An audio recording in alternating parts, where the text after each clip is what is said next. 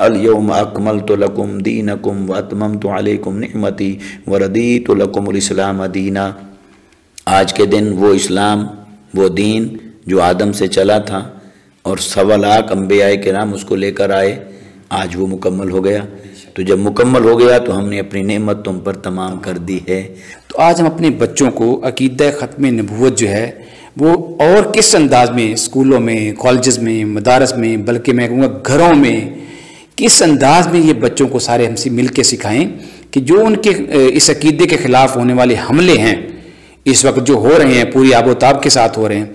उन हमलों का इदराक हो जाए हमारी नस्ल को। ख़त्म नबुव्वत मुस्तफ़ा ये है कि अल्लाह रब्बुल इज़्ज़त ने सिलसिला हिदायत को हुजूर की ज़ात पर मुकम्मल फरमा दिया।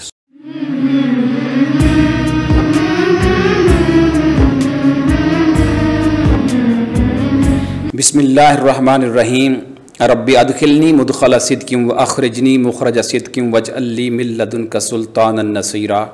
अल्लाहुम्मा सल्लि अला सय्यिदिना व मौलाना मुहम्मदिन व बारिक वसल्लम वसल्लि अलैहि। मोहतरम नाज़रीन, आपका मेज़बान अख्तर ज़िया एक नई एपिसोड के साथ आपकी खिदमत में हाजिर है। गिरामी कदर नाज़रीन व सामीन, आप जानते हैं सीरत नबी सल्लल्लाहु अलैहि व आलिहि वसल्लम लिल अतफ़ाल के सिलसिले में आज ये आखिरी नशिस्त है और इस नशिस्त का जो उन्वान है वह है हमारे नबी ही आखिरी नबी हैं सल्लल्लाहु अलैहि व आलिहि वसल्लम। यानी आज का हमारा मौजू है ख़त्म नबूवत। हाज़रीन गिरामी कदर, हज़रत इमाम ज़ैनुल आबिदीन रज़ी अल्लाह ताला अन्हु का फ़रमान ज़ीशान है कि हम अपने बच्चों को नबी पाक सल्लल्लाहु अलैहि वसल्लम की सीरत, मगाज़ी और आपके वाक़यात ऐसे ही सुनाया करते थे जैसे कुरान मजीद की बच्चों को तालीम दी जाती है। यानी जैसे कुरान मजीद का एक माहिर जो है वो कुरान के मखारज के साथ तजवीद व किरात बच्चों को सिखाता है, ऐसे ही नबी पाक सल्लल्लाहु अलैहि वसल्लम के जो असहाब थे वो आका अलैहिस्सलाम की ज़िंदगी के वाक़यात और सीरत जो है वो बच्चों को सिखाते थे। हाज़रीन गिरामी कदर, आज का दौर जिस नहज पे चल रहा है उसके लिए बहुत ज़रूरी हो गया है कि हम अपनी नस्ल नौ को, अपने बच्चों को, नौजवानों को नबी करीम सल्लल्लाहु अलैहि वसल्लम की सीरत से आगाह करें। इसी सिलसिले में दी स्मार्ट स्कूल गोजरा ने नूरसी फाउंडेशन के तावन से दी स्मार्ट स्कूल में सीरतुन्नबी लिल अतफ़ाल का एक सिलसिला शुरू किया, जिसके सिलसिले में ये प्रोग्राम जो है वो रिकॉर्ड किया जा रहा है। हमारी खुशकिस्मती है कि आज जो मौजू ख़त्म नबूवत का है उसके ऊपर इज़हार ख्याल के लिए कराची से आए हुए हमारे मेहमान तहरीक मिनहाजुल कुरान का असासा प्रोफेसर डॉक्टर मोहम्मद ताहिरुल कादरी के शागिर्द रशीद, मिनहाज यूनिवर्सिटी के होनहार तालिब इल्म और मारूफ स्कॉलर जिनको आप मुख्तलिफ चैनल्स की स्क्रीनों के ऊपर देखते हैं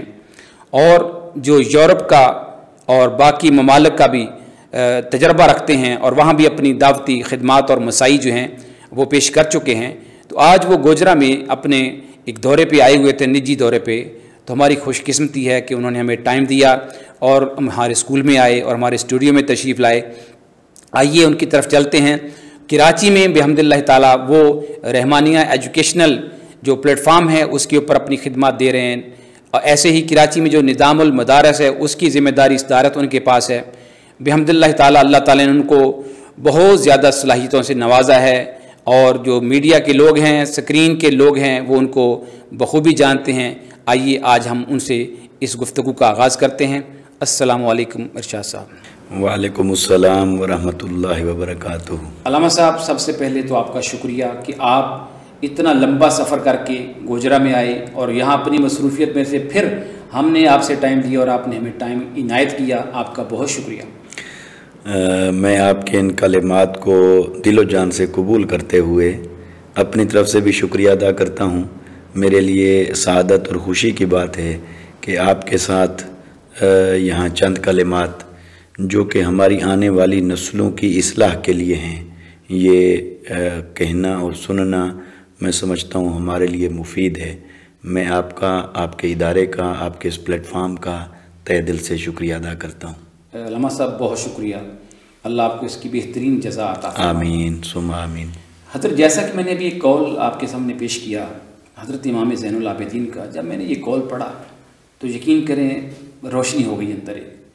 کہ سیرت النبی صلی اللہ علیہ وسلم بچوں کو پڑھانے کی ضرورت چیز نہیں، سکھانے کی چیز ہے، کہ جب تک آپ بچوں کے اندر سے اس کو نہیں گزاریں گے رول ماڈل بن کے،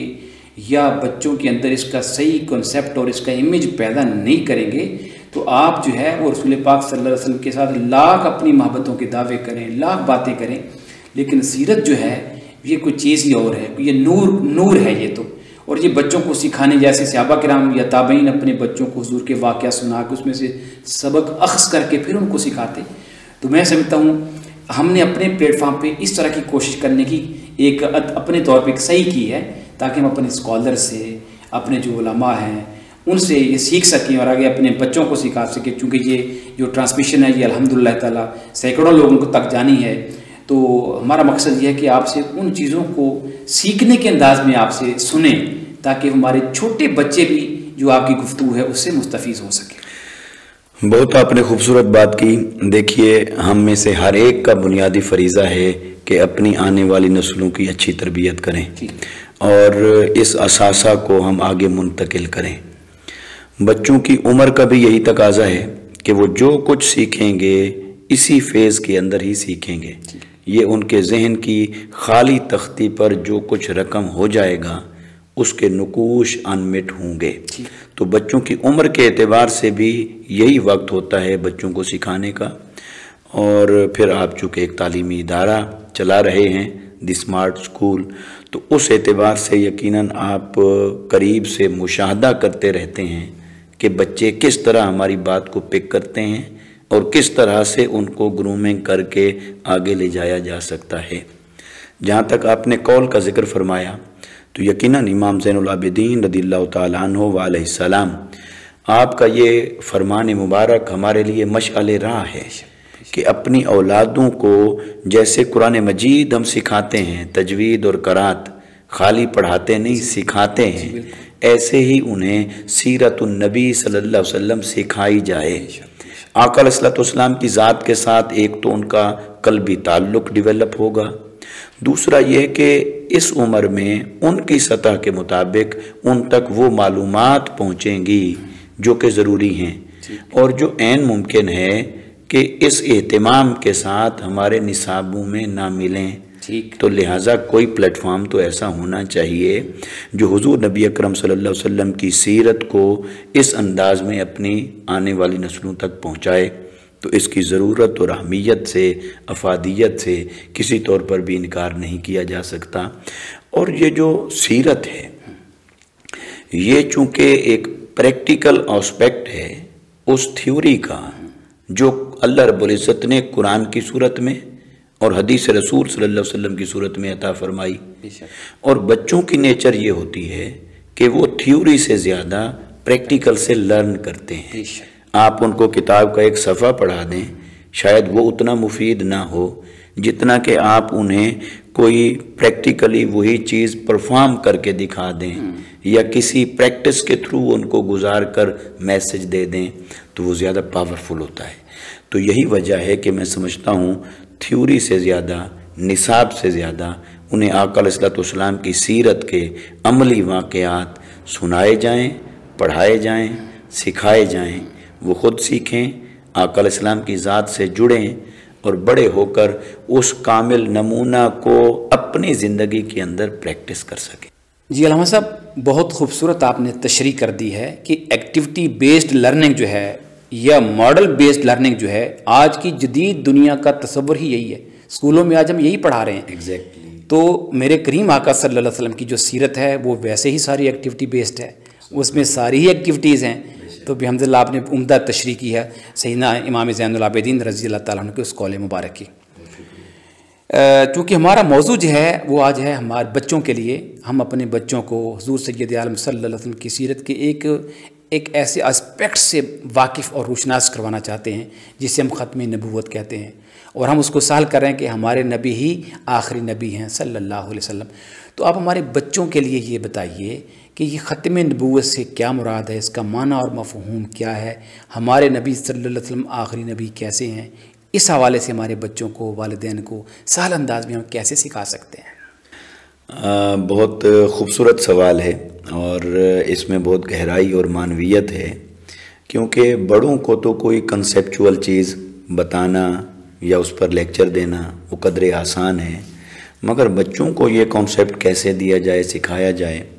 میں سمجھتا ہوں کہ اگر ہم اس کی ایگزامپل یہیں سے لے لیں، بچے کو اگر یہی بتایا جائے، دیکھیں آپ داخل ہوئے اسکول کے اندر پلے گروپ میں، پھر آپ نرسری میں، پریپ میں، پھر یہ جماعتیں طے کرتے ہوئے مراحل، میٹرک کریں گے، گریجویشن کریں گے، ماسٹر کریں گے، پی ایچ ڈی کریں گے، اس کے بعد آپ کے لیے ڈگری اور کوئی نہیں ہے، لہٰذا کسی نہ کسی جگہ پر جا کر آپ کی وہ جو ایجوکیشن ہے وہ کمپلیٹ ہو جاتی ہے۔ اس کو ہم یوں نہیں کہتے کہ سٹاپ ہو گئی، ہم کہیں گے کمپلیٹ ہو گئی۔ تو اللہ رب العزت نے آدم علیہ السلام سے جو نبوت کا سلسلہ شروع فرمایا، حضور نبی اکرم صلی اللہ علیہ وسلم کی ذات پر پہنچ کر وہ مکمل ہو گیا۔ تو جب وہ مکمل ہو گیا تو اس کے بعد کسی اور کی ضرورت نہ رہی۔ جب کسی اور کی ضرورت نہ رہی تو پھر کیوں بھیجا جائے؟ لہٰذا اگر کوئی ان کے ذہن میں یہ سوال پیدا کر رہا ہے بھی نبوت تو ہدایت کا سرچشمہ ہوتی ہے، یہ کیسے بند ہو گیا؟ نبوت تو ایک نعمت ہوتی ہے، نعمت کیسے زائل ہو گئی؟ نعمت کا دروازہ کیسے بند ہو گیا؟ تو اگر کوئی ان کے ذہنوں کو پراگندہ کر رہا ہے اس طرح کے عقلی سوالات سے، تو اس کا عقلی جواب یہ ہے، کاؤنٹر یہ ہے کہ کسی نہ کسی جگہ پر ہر شے آپ کی جا کر کمپلیٹ ہو جاتی ہے، مکمل ہوتی ہے۔ آپ مکان بنانا شروع کرتے ہیں، ایک سٹیج آتی ہے، آپ کہتے ہیں اب میرا مکان مکمل ہو گیا ہے۔ آپ تعلیمی ادارہ اسکول بناتے ہیں، ایک سٹیج آتی ہے، آپ کہتے ہیں اب مکمل ہو گیا ہے، کمپلیٹ ہو گیا ہے۔ لہٰذا جب آپ کی ہر شے زندگی کی، عملی زندگی کی کسی نہ کسی سٹیج پہ جا کے مکمل ہو جاتی ہے، اور مکمل ہونے کے بعد جب وہ سٹاپ ہوتی ہے تو اس پر یہ کویسچن ختم ہو جاتا ہے کہ اس کو کیوں ختم کر دیا؟ لہٰذا اللہ رب العزت نے انسان کی ہدایت و رہنمائی کے لیے 4 کتابیں نازل فرمائیں، صحیفے نازل فرمائے، 1.25 لاکھ انبیاء بھیجے، ان میں سے 313 کے قریب رسول بنائے۔ تو حضور نبی اکرم صلی اللہ علیہ وسلم کی ذات ببرکات کی بعثت پر پہنچ کر اللہ رب العزت نے اس ہدایت کے سلسلے کو مکمل فرما دیا۔ لہٰذا اب یہ قرآن کافی ہے قیامت تک آنے والے تمام انسانوں کے لیے، سیرت محمدی صلی اللہ علیہ وسلم کافی ہے آنے والے تمام انسانوں کے لیے، اور جہاں کہیں ہر دور کے نئے مسائل اور نئے چیلنجز پیدا ہوں گے، اس کے لیے انہی اصولوں کی روشنی میں اجتہاد کا دروازہ کھول کر رکھ دیا ہے کہ جب کبھی تمہیں کسی نئی چیز سے واسطہ پڑ جائے تو ان فاؤنڈیشنز کی روشنی میں، ان پرنسپلز کی روشنی میں، ان بنیادی اصولوں کی روشنی میں تم اسے انٹرپریٹ کر لینا، تم اس کی تشریح اور تعویل کر لینا، اور یہ بھی اجازت دے دی گئی ہو کہ جب وہ جو اس کی اہلیت رکھنے والے ہیں اجتہاد کی، وہ جب اس کی انٹرپریٹیشن کر دیں گے، اس کا کوئی حکم اخذ کر کے بیان کر دیں گے، تو اللہ بھی اسے قبول فرمائے گا اور حضور بھی اسے قبول فرمائیں گے، اور اس اجتہاد کو حکم الہی کا درجہ حاصل ہو جائے گا، جبکہ سابقہ امتوں میں ایسا نہیں تھا، کسی کو بھی اجتہاد کی اجازت نہیں دی گئی تھی۔ تو اس کا مطلب یہ ہے کہ اللہ رب العزت نے آنے والے دور کے چیلنجز اور جدید مسائل کو بھی ایک اینگل سے اکاموڈیٹ کر دیا ہے، اور ہدایت کی بنیادیں ساری مکمل فرما دی ہیں۔ تو اب ہم یہ کہیں کہ نبوت کا کام مکمل ہو گیا، اس لیے قرآن نے کہا الیوم اکملت لکم دینکم واتممت علیکم نعمتی وردیت لکم الاسلام دینا۔ آج کے دن وہ اسلام، وہ دین جو آدم سے چلا تھا اور 1.25 لاکھ انبیاء کرام اس کو لے کر آئے،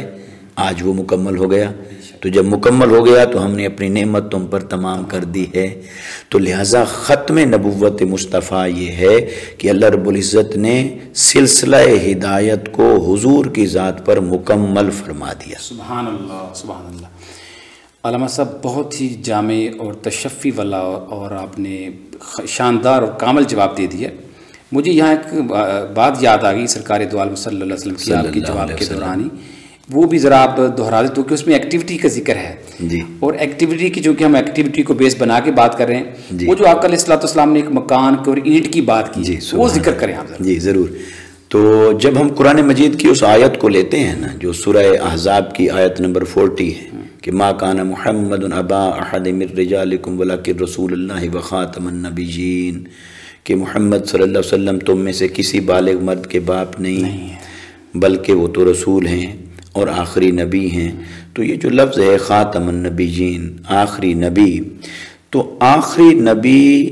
کی ڈیفینیشن کیا ہوگی؟ خاتم آیا نا، خاتم النبیین، تو خاتم النبیین کو اگر کوئی صرف لغت کے اندر جا کر دیکھے گا تو لغت کے اندر اس کے ایک سے زیادہ میننگ ہو سکتے ہیں،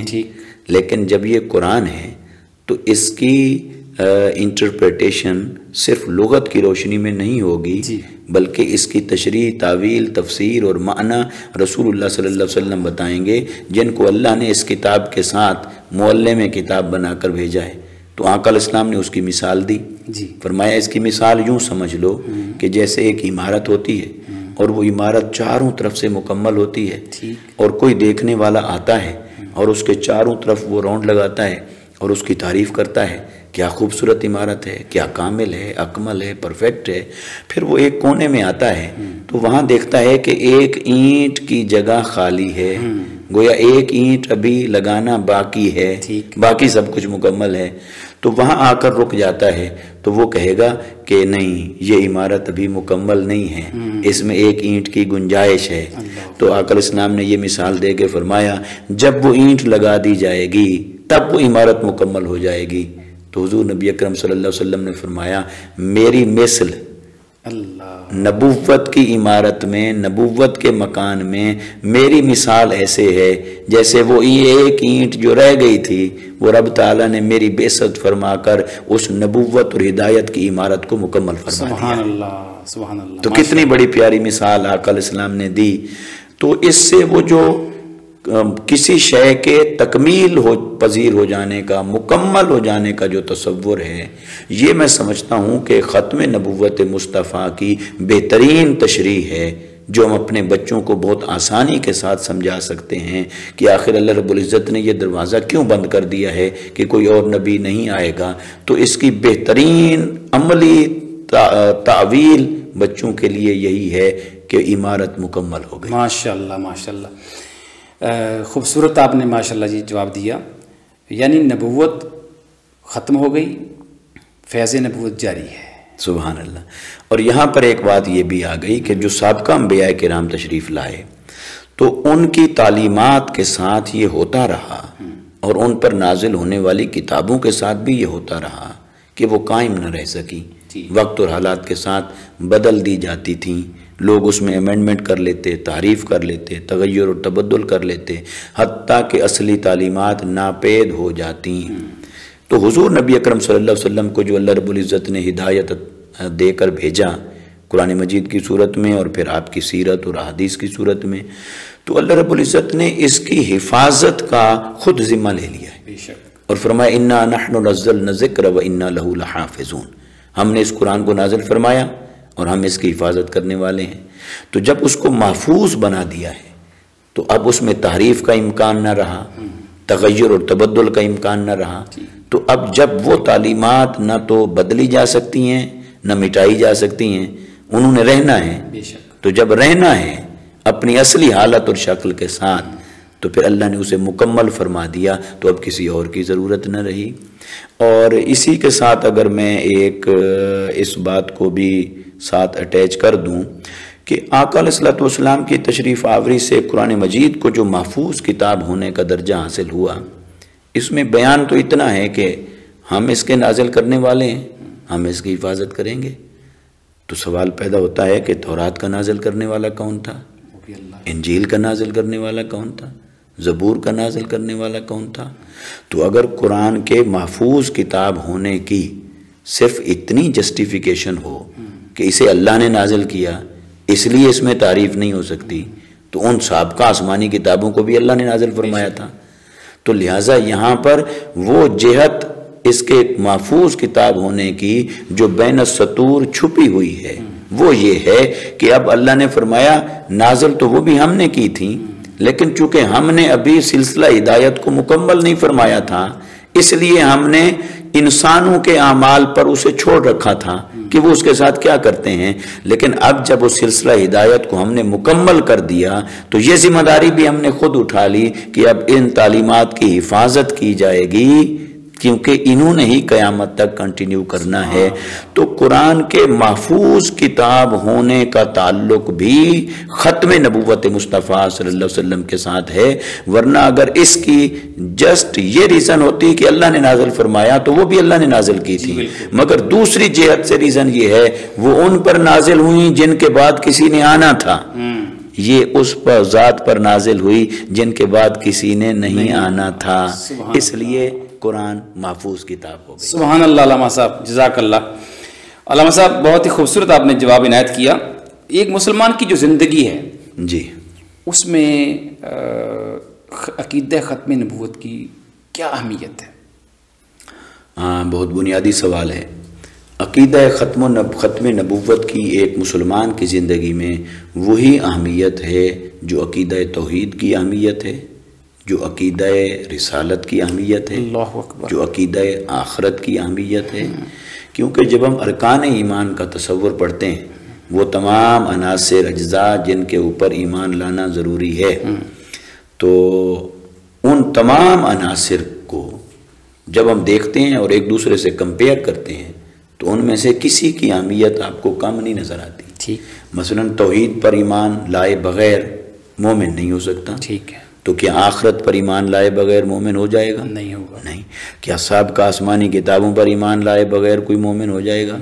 اچھا، کیا ملائکہ اور ان کی حقیقت پر ایمان لائے بغیر کوئی مومن ہو جائے گا؟ کیا جو سلسلہ انبیاء ہوا ان تمام انبیاء پر ایمان لائے بغیر مکمل ہو جائے گا ایمان؟ اس کا جواب ہے نہیں۔ تو جیسے یہ ارکان ہیں، یہ پلرز ہیں اس ایمان کی عمارت کے، ایمان کی عمارت ان پلرز کے اوپر کھڑی ہے، ان میں سے ایک کو بھی ہٹا لیں گے تو عمارت منہدم ہو سکتی ہے، ہو جائے گی۔ تو لہٰذا یہی درجہ آقا علیہ الصلوۃ والسلام کی رسالت پر ایمان لانے کا ہے، اور آقا علیہ السلام کی رسالت پر ایمان لانے میں یہ چیز شامل ہے کہ آپ کے بعد کوئی کسی نبی کی بعثت نہیں ہوگی۔ تو لہٰذا آقا علیہ الصلوۃ والسلام کو خالی نبی ماننا یہ ایمان کو مکمل نہیں کرتا۔ آقا علیہ الصلوۃ والسلام کو ایسا نبی ماننا کہ آپ کے بعد کسی نبی کی بعثت نہیں ہوگی، یوں ماننا، یہ عقیدہ رسالت کی بنیادی ڈیفینیشن بنتی ہے۔ تو اس عقیدہ رسالت کے بغیر ایمان کی اور عقیدے کی عمارت کھڑی نہیں ہو سکتی۔ تو لہٰذا عقیدہ ختم نبوت مصطفیٰ صلی اللہ علیہ وسلم کی دین اور ایمان میں وہی اہمیت ہے جو دیگر ارکان ایمان کی ہے، یعنی عقیدہ توحید کی، عقیدہ رسالت کی، عقیدہ آخرت کی، یہ بھی اتنا ہی ضروری ہے۔ ایسا نہیں ہے کہ اگر کوئی کسی کا یہ ایریا ویک ہے، مشکوک ہے، اور باقی سب چیزیں اس کی پوری ہیں تو لہٰذا اس کو کچھ نہ کچھ نمبر دے کے پاس کر دیا جائے، نہیں۔ یہ بنیادی کرائیٹیریا ہے کہ وہ عقیدہ رسالت جب مصطفیٰ کریم صلی اللہ علیہ وسلم کی ذات پر پہنچتا ہے تو یہ مل کر نبوت پر عقیدہ بنتا ہے، ورنہ اس کا یہ جو پلر ہے یہ قائم نہیں رہتا۔ جب یہ قائم نہیں رہتا تو ایمان کی عمارت قائم نہیں رہے گی۔ ماشاءاللہ، یعنی عقیدہ ختم نبوت جو ہے بیسیکلی اگر ہم رسالت محمدی صلی اللہ علیہ وسلم کی بات کرتے ہیں، یعنی اس کا یہ اس کے لیے اس عقیدے کے لیے ناگزیر پہلو از حد ضروری ہے۔ ٹھیک ہے، ماشاءاللہ۔ علامہ صاحب آخری بات جو میں آپ سے پوچھنا چاہوں گا کہ جو موجودہ دور ہے یہ بڑا ایک سازشوں کا دور ہے، جس میں اندرونی سازشیں بھی ہیں، بیرونی سازشیں بھی ہیں، اور خاص طور پر یہ سازشوں کا شکار ہمارا بچہ اور ہمارا نوجوان جو ہے وہ تیزی سے ہو رہا ہے، اور چونکہ سوشل میڈیا جو ہے اس کے اوپر عجیب و غریب قسم کی، چونکہ سینسر اس پہ نہیں لگا ہوا، اس پہ عجیب و غریب قسم کی جگالی کرنے والے لوگ بیٹھے ہیں جو دین اسلام کو ڈیفرنٹ طریقوں سے نقصان پہنچا رہے ہیں، اور اس سلسلے میں عقیدہ ختم نبوت جو ہے اس کے اوپر بھی حملے ہو رہے ہیں۔ تو آج ہم اپنے بچوں کو عقیدہ ختم نبوت جو ہے وہ اور کس انداز میں اسکولوں میں، کالجز میں، مدارس میں، بلکہ میں کہوں گا گھروں میں،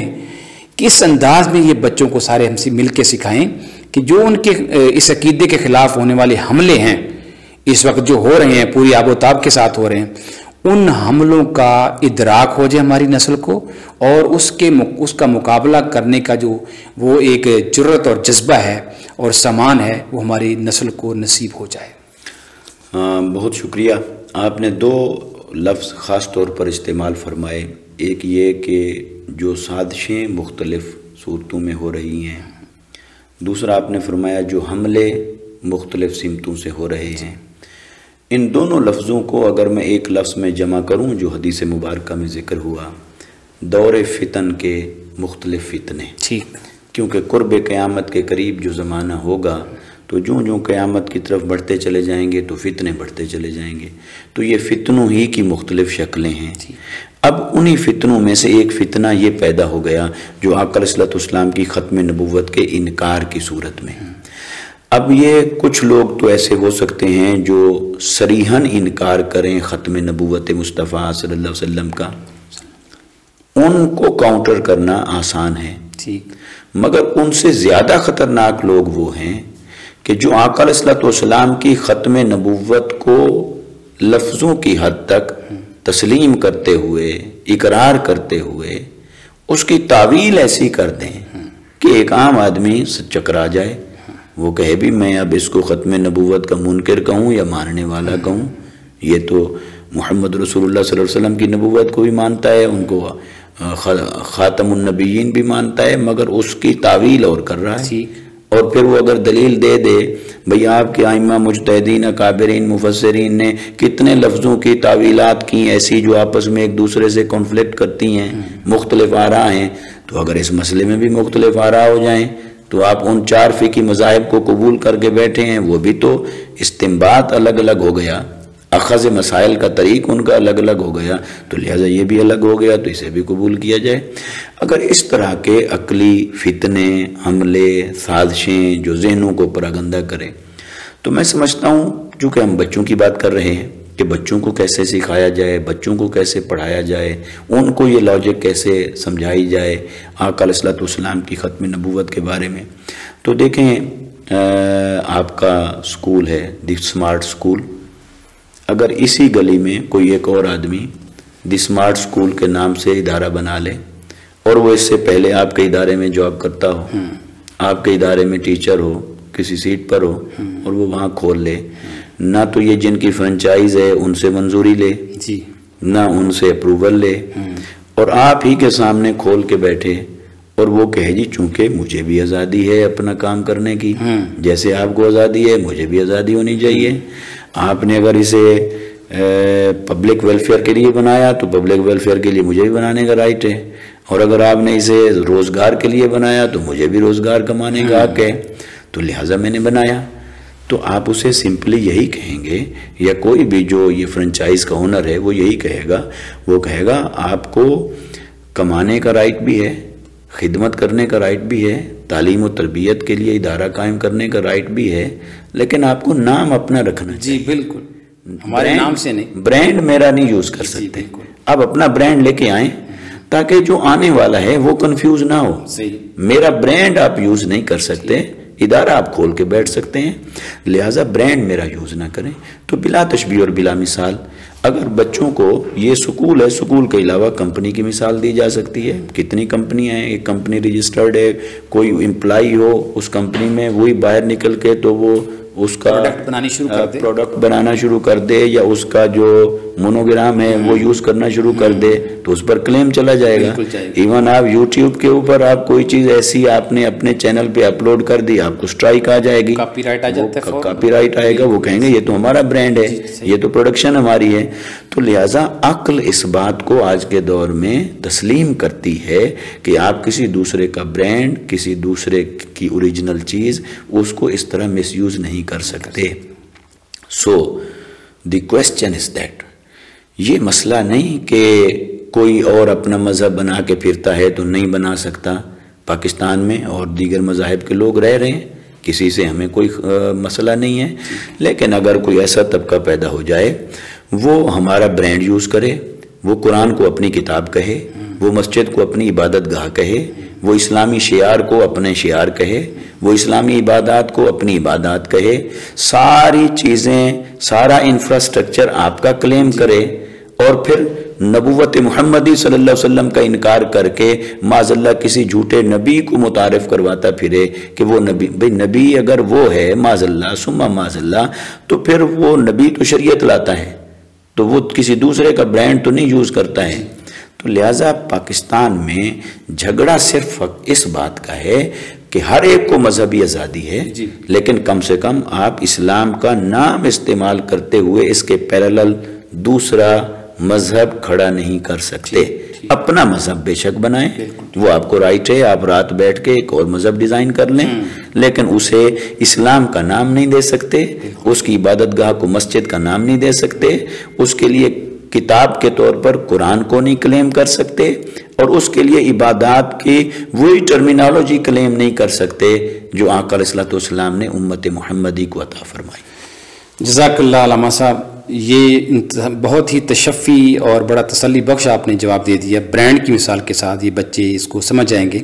بڑے بھی سمجھ جائیں گے کہ برانڈ جو ہے اس کے انٹرنیشنلی کاپی رائٹس جو ہیں وہ کلیم کر دیے جاتے ہیں، اور پوری دنیا کی بزنس جو کمیونٹی ہے اس کا بھی، یہاں تک کہ مذہبی جو ہماری NGOs بنی ہوئی ہیں یا باقی تنظیمیں یا ادارے بنے ہوئے ہیں، ان کا بھی اپنا اپنا برانڈ، ان کا اپنا لوگو ہوتا ہے، اپنی کمپنی کا موٹو ہوتا ہے، ان کے گولز اینڈ آبجیکٹیوز ہوتے ہیں. تو اسی طرح اسلام کے بحمد اللہ تعالیٰ ہر چیز اس کی واضح ہے. لہذا اسلام اور ختم نبوت جو ہے، یہ ادھر اسلام ہے، ادھر ختم نبوت ہے، یہ ایک اگر ہم سکہ ہیں تو دو رخ ہیں، تو یعنی ختم نبوت اور اسلام یہ لازم و ملزوم ہے. جی بالکل. علامہ صاحب بہت شکریہ، جزاک اللہ، آپ نے خوبصورت جوابات، اور خوشی ہے کہ بچوں کے لیول پہ آسان مثالوں کے ذریعے آپ نے ہمیں آج عقیدہ ختم نبوت سمجھا دیا. آپ کا بہت شکریہ. میں بھی آپ کا شکر گزار ہوں کہ آپ نے اس پلیٹ فارم کے ذریعے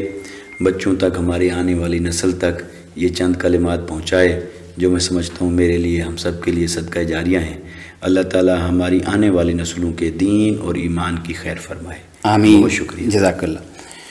ناظرین گرامی قدر، علامہ ارشاد حسین سعیدی صاحب، آپ ان کے کلمات اور ان کی گفتگو، لاجک والی گفتگو، دلائل والی گفتگو اور سہل انداز میں کی جانے والی گفتگو جو ہمارے بچوں کی سمجھ میں آج سماعت کر رہے تھے،